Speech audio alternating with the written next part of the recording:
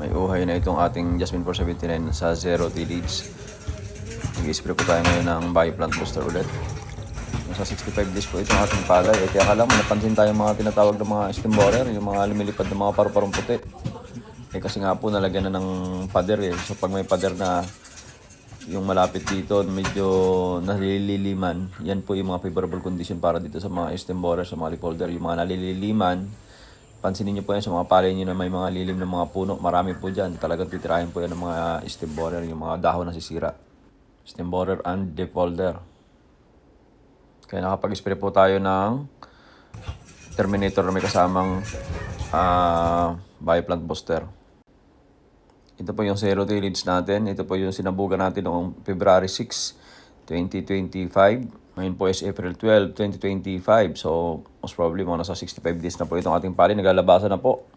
Ito po ay trial natin ng zero tillage pero at the same time, zero synthetic fertilizer.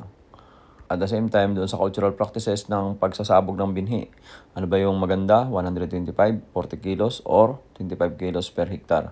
Yan po yung mga bagay na gusto nating malaman dito sa ating demo trial na ito. So para sa mga farmers na may mga punong kahoy sa gilid, may mga nakakalilim doon sa inyong mga palay, most probably po, yan po ay madali pong tamaan yun po ng mga peste. Gusto po ng mga peste tumago dyan kasi dyan nga po ay malilim. Ayaw po nila ng sikat ng araw.